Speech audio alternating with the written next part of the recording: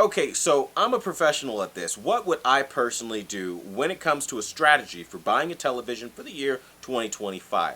Well, don't worry, your boy Quantum's got you. Smack a like on this video and let's dive right in without wasting your time. Okay, the first thing I would do is go for the mid-range, upper mid-range, like the TCL QM87 series, right? QM8K or whatever it would be this year, right? I would start there because usually when you go to an 8 series television, it's not the flagship like 9 series like Hisense, for example, with the U9, but it's flagship enough to where you can get all the stuff that you need, all the bells and all the whistles, without coming off with too much of this. And again, you can go into price points of anywhere from, again, $8.99 upwards to like $15.99. $14.99 for like a 75-inch and 85-inch, stuff like that sometimes, on sale. And again, even at launch, it might be ridiculous, but I would still start there versus somewhere else. Like, because you can go for like a 55-inch for like $3 grand if you go with the Quantum Dot OLEDs that are cutting edge and shit like that with Sony, but it's just kind of not worth it when you have other options. Now, aside from that, like, let's say you don't want an LED TV at all. I'm not doing that. Well, then I would only be going to Quantum Dot OLED. It's the only thing that makes sense, even if you have to go a couple of years back and get a good deal. I mean, you really wouldn't have to with the 90D this year being super cheap right now. It's still $1,100. It's like no-brainer for a 55-inch, and then it's like $1,500 or whatever for, or maybe even less by now. I haven't checked the sales prices for, again, the 65-inch and so on and so forth, but the point being is this: my strategy would always be to go for upper middle range. Never go below, I would say, an 8 series.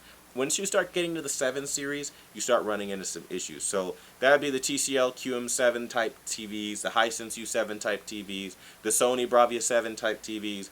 The 7 series, run from it. Don't even waste your time. It's not worth your time, right? You want to always be higher up. The bigger the number, the better. I know it costs more money, but not always, depending on the manufacturer, as we talked about with, again, some of the Chinese brands like TCL and Hisense, and that honestly would be my first step in what I would do to secure a really good television.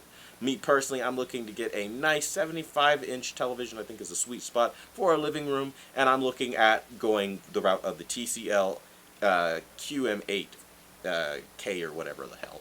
And who knows, maybe it'll be fantastic. Now, if Hisense delivers, we haven't heard anything really from what they're doing this year, but if they somehow deliver something worth our time, we'll see. But also, save your money, because they're not going to really release these things until late March, early April, like March 28th, or like weird dates in April, like April 15th, or, you know, April 21st, or like weird stuff like that. Sometimes you'll have the one-offs April 5th, or April 7th, or April 8th. They're weird like that. They like these dates. So just keep that in mind when you're thinking about buying a television for this year. But, I mean, honestly, just get your ducks in a row right now, because it's a good time to wait and just survey the field like I've been saying.